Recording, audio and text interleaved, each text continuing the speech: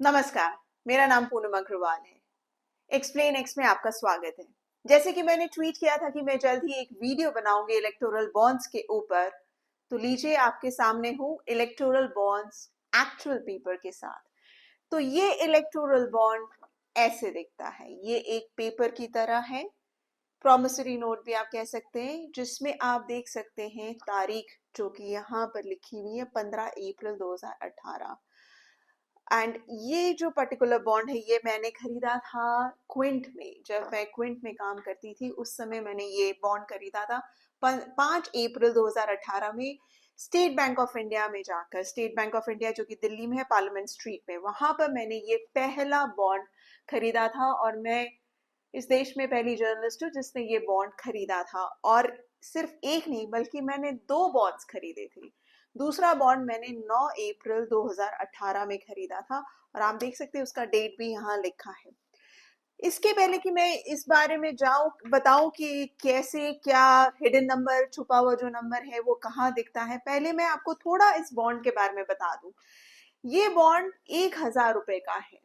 और इस दो बॉन्ड्स में अगर आप देखें, इस दो बॉन्ड्स में कोई डिफरेंस नहीं है सिवाय डेट के, जो कि लाल रंग में यहाँ पर 5 अप्रैल लिखा है, यहाँ पर 9 अप्रैल लिखा हुआ है। इस दो चीज के अलावा पूरे बॉन्ड में कहीं भी कोई डिफरेंस नहीं है। और आप ये भी देख सकते हैं कि कहीं भी मेरा नाम नहीं लिखा हुआ है। मैं एज अ परचेजर गई थी और कहीं भी आपको मेरा नाम पूरे बॉन्ड में कहीं भी मेंशन नहीं किया। तो जब मैंने खरीदा इस बॉन्ड को तो मैंने पूछा कि आप कहते हैं कि जो डोनर है, जो एसबीआई के ऑफिसर थे, मैंने उनसे पूछा कि इससे क्या डोनर का नाम, पता, ठिकाना, सारी आइडेंटिटी छुपी रहेगी, आप इस बॉन्ड पे कहीं कुछ मेंशन नहीं करेंगे? तो उन्होंने कहा नहीं, बॉन्ड पे कुछ मेंशन नहीं होता, बस ये तारीख वो इसलिए मेंशन करते थे क्योंकि ये पता रह सके कि कब ये बॉन्ड खरीदा गया था, क्योंकि 15 दिन की वैलिडिटी होती है। और अगर इसको हम 15 दिन के बाद, या हम मतलब मेरा मतलब है पॉलिटिकल पार्टी इसे रिडीम करने जाती है स्टेट बैंक में, तो ये वैलिड नहीं माना जाएगा और इसका पैसा उनके पास नहीं जाएगा। ये इसके अलावा इसमें एक अमाउंट भी मेंशन होता है, 1,000 रुपए यहाँ पर मेंशन है, आप देख सकते हैं। ये अलग अलग डिनोमिनेशन में आता है। डिनोमिनेशन का मतलब ये कि 1,000, 10,000, 1 लाख, 10 लाख, 1 करोड़, तो इस तरह से ये अलग अलग डिनोमिनेशन में आता है। तो मैं ये बॉन्ड 1,000 रुपए में मैंने ये खरीदा था और दूसरा बॉन्ड भी 1,000 रुपए में खरीदा था। अब आप सोचेंगे मैंने दो बॉन्ड क्यों खरीदा।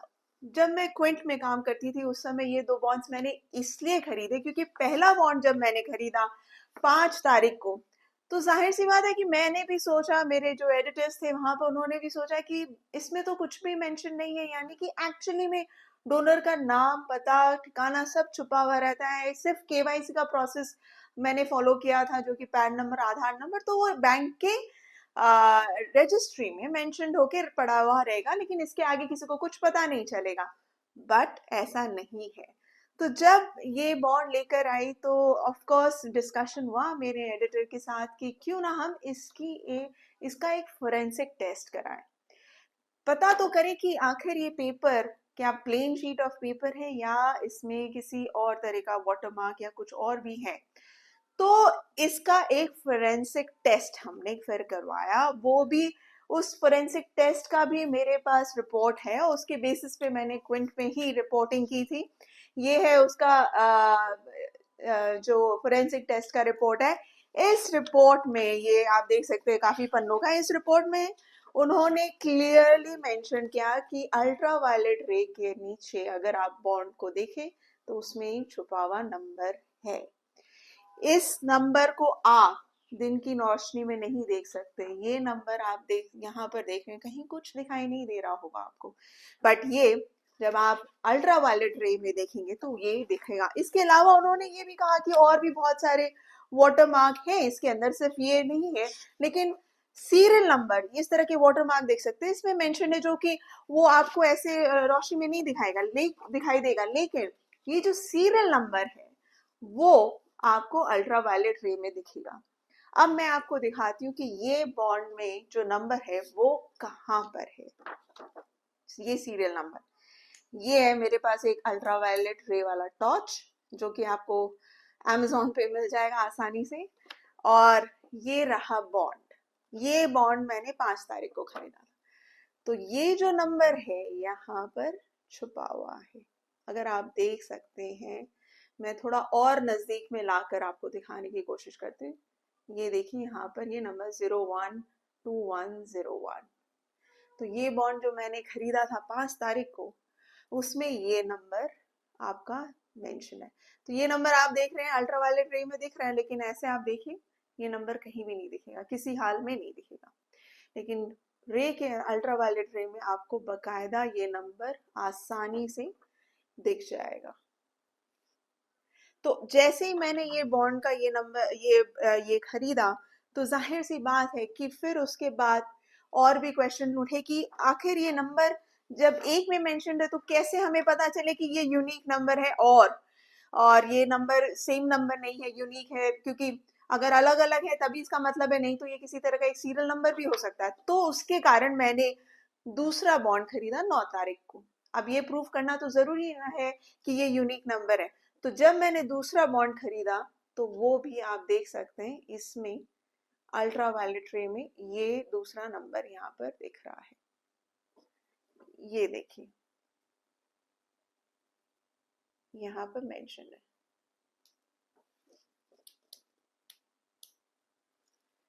यहाँ ये देख सकते हैं आप, ये दूसरा नंबर यहाँ पर मेंशन है 012102। ये 9 तारीख को मैंने ये बॉन्ड खरीदा, तो ये दूसरा नंबर यहाँ मेंशन है। और इसका जो 5 तारीख को खरीदा उसमें दूसरा नंबर है 012101। तो ये सीरियल नंबर एक है 01, एक है 02। तो ये प्रूव हो गया कि इसमें एक छुपा हुआ नंबर है जो कि हिडन है और इसकी जानकारी पब्लिक को नहीं थी। तो जब मैंने ये स्टोरी की तो उसके बाद फाइनेंस मिनिस्ट्री, एसबीआई और हमने पूछा इस सब मिनिस्ट्री से कि ये नंबर के बारे में तो किसी को पता नहीं, पब्लिक को तो आपने बताया नहीं कि ये छुपा हुआ नंबर इसके अंदर है और ये नंबर अल्ट्रावायलेट रे में भी दिखता है। तो क्या आप इस नंबर को रिकॉर्ड करते हैं? क्यों रखा है आपने इस नंबर को छुपाया हुआ? क्यों नहीं ये पब्लिक को दिख रहा है? जब हमने ये सवाल फाइनेंस मिनिस्ट्री से पूछा तब उन्होंने कहा कि उन्होंने पहली बात तो ये बात मानी कि इसमें छुपा हुआ नंबर है। जाहिर सी बात है, वो मना तो कर नहीं सकते क्योंकि ये आपके सामने फोरेंसिक टेस्ट का रिपोर्ट है इलेक्ट्रोबॉन्ड। तब उन्होंने कहा कि ये नंबर इसलिए रखा गया है, पहला कि सिक्योरिटी, कि ये बॉन्ड जेन्युइन है कि नहीं ये कैसे पता चलेगा। दूसरा, एसबीआई ने ये कहा कि ये नंबर इसलिए रखा गया है ना सिर्फ जेन्युइन बॉन्ड जेन्युइन है कि नहीं ये पता करने के लिए, बल्कि ये भी कर सके ऑडिट ट्रेल के लिए। तो ऑडिट ट्रेल और सिक्योरिटी फीचर, ये दो चीजें बताई गई, फाइनेंस मिनिस्ट्री ने हमें बताया। और एसबीआई ने आरटीआई के रिप्लाई में भी ये कहा कि उन्होंने ये नंबर डिमांड किया फाइनेंस मिनिस्ट्री से कि उन्हें ये नंबर चाहिए क्योंकि उन्हें ऑडिट ट्रेल करना है और ऑडिट ट्रेल मुमकिन तभी है जब ये नंबर मेंशन हो। तो अब बात आती है कि अगर ये ऑडिट ट्रेल हो रहा है, छुपा हुआ नंबर सब है, तो अब जब सवाल उठ रहे हैं कि एसबीआई ने रिकॉर्ड कैसे मेंटेन किया होगा, किस तरह उन्होंने सारी चीजें रखी होंगी, तो इस पर अब तो ये चीज क्लियर है। क्योंकि अगर कल 11 मार्च को जब सुप्रीम कोर्ट की हियरिंग हुई तो सुप्रीम कोर्ट ने भी कहा कि ये हिडन नंबर तो आपके पास मेंशन है, तो बकायदा आपने एक रिकॉर्ड तो मेंटेन किया ही होगा कि इस इंसान ने ये इलेक्टोरल बॉन्ड खरीदा और ये नंबर वाला बॉन्ड खरीदा। नहीं तो आपको ऐसे कैसे पता चलेगा कि वो बॉन्ड जो आपके पास वापस आया है पॉलिटिकल पार्टी के जरिए वो जेन्युइन है कि नहीं। तो ये यूनिक नंबर बहुत ही इंपॉर्टेंट है जिसके जरिए आपको पता चल सकता है और इसका रिकॉर्ड रखना बहुत ही जरूरी है। तो ये सारा मुद्दा कल एसबीआई की हियरिंग, जो कि सुप्रीम कोर्ट में जो इलेक्टोरल बॉन्ड की हियरिंग हुई थी, उसमें कोर्ट ने बकायदा ये मेंशन किया था। अब जो प्रोसेस है, प्रोसेस बहुत ही सिंपल सा है। जैसे मैंने ये दो बॉन्ड खरीदा और मैंने जब ये बॉन्ड खरीदा तब उन्होंने ये इलेक्टोरल बॉन्ड का नंबर जो कि यूनिक है वो भी मेंशन किया होगा मेरे केवाईसी के डिटेल्स के साथ कि पूनम अग्रवाल ने इस नंबर के दो बॉन्ड्स खरीदे हैं दो डिफरेंट डेट्स में। ये अलग बात है कि ये बॉन्ड मैंने किसी को डोनेट नहीं किया, कोई पॉलिटिकल पार्टी ने रिडीम नहीं किया, लेकिन अगर मैं ये बॉन्ड डोनेट करती तो जो भी पॉलिटिकल पार्टी जिसके पास भी ये बॉन्ड जाता तो वो वापस स्टेट बैंक ऑफ इंडिया में जाता और फिर से स्टेट बैंक ऑफ इंडिया ये नंबर चेक करती, ये पता करने के लिए कि ये बॉन्ड जेन्युइन है कि नहीं, उसके बाद ही उसको रिडीम करती। तो आप समझ सकते हैं जो कनेक्शन है एक बॉन्ड के परचेजर के बीच में और एक पॉलिटिकल पार्टी के बीच में, वो है ये यूनिक नंबर। तो इस यूनिक नंबर से ये पूरा डेटा जो एसबीआई मेंटेन कर रही है, जो एसबीआई अभी कह रही है कि वो ब्रिज नहीं कर पा रही है गैप को परचेजर और पॉलिटिकल पार्टी के बीच में, तो ये जो नंबर है ये एक ब्रिज है और ये नंबर के जरिए ही ये पूरा डेटा एसबीआई शेयर कर सकती है। अब आश्चर्य की ये बात है कि ये जो नंबर है, एक नंबर अगर आप डेटाबेस में किसी भी सॉफ्टवेयर में डालें तो आपको पूरा डेटाबेस मिल सकता है, लेकिन वहीं एसबीआई कह रही है कि उन्हें ये ब्रिज करने में, ये जो गैप है ब्रिज करने में समय लगेगा, वो भी उन्होंने 3 महीने का समय मांगा है। ये ऑफ कोर्स ये बहुत इंपॉर्टेंट है जानना कि किस पॉलिटिकल पार्टी को किस डोनर ने डोनेट किया है। ये जो लिंक है वो बहुत ही इंपॉर्टेंट है जानने के लिए, क्योंकि इससे ही हमें पता चलेगा कि किन किन कंपनीज ने या इंडिविजुअल्स ने किस पॉलिटिकल पार्टी को ज्यादा से ज्यादा डोनेशन दिए, तभी हमें क्लैरिटी आएगी। लेकिन ये डेटा जो ब्रिज है, जो कनेक्शन है, वो डेटा अभी एसबीआई नहीं शेयर कर रही है इलेक्शन कमीशन के साथ। जो डेटा वो शेयर करेंगी वो है 2 साइलों में, यानी कि वो एक परचेजर का डेटा का देगी, जैसे कि पूनम अग्रवाल ने 2000 का बॉन्ड खरीदा, 1,000 के 2 बॉन्ड्स खरीदे, ये सीरियल नंबर था, और ये डिटेल देंगी। और दूसरा जो साइलो होगा, जो डेटा होगा, वो होगा कि किस पॉलिटिकल पार्टी ने कितना डोनेशन रिसीव किया, कितने डिनोमिनेशन का डोनेशन रिसीव किया। तो ये 2 डेटा मिलेगा, लेकिन हमें इसका ब्रिज, ये काम जो है, जो एसबीआई कर सकती है आसानी से, शायद अब हम जैसे जर्नलिस्ट जो कि इन्वेस्टिगेशन में है, जो इस पे काफी काम कर चुके हैं, उनका काम बन गया है। जैसे ये इलेक्शन कमीशन इस डेटा को अपलोड करेगा 15 मार्च को, उसके बाद ऑफ कोर्स हम सब इस चीज पर लगेंगे।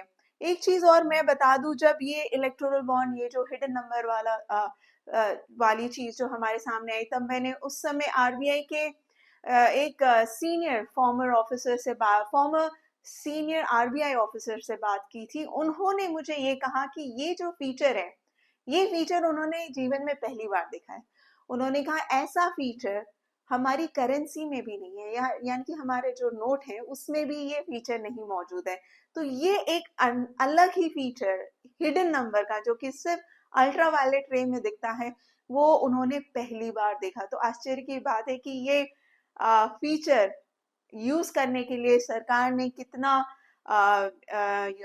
रिसर्च भी किया होगा, कितनी मेहनत की होगी और ये फीचर डाला होगा।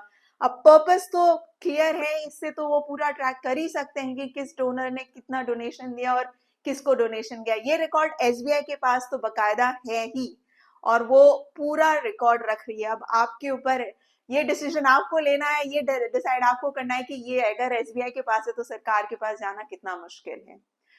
आशा करती हूँ कि ये इलेक्टोरल बॉन्ड जो आजकल बहुत चर्चा में है, ये बॉन्ड, इसके बारे में आपको काफी जानकारी हो गई होगी, देखने में कैसा है ये भी आपको समझ आ गया होगा। प्लीज अगर आपको ये वीडियो अच्छा लगा हो तो प्लीज ये शेयर करिए, लाइक करिए, मेरे चैनल को सब्सक्राइब करिए।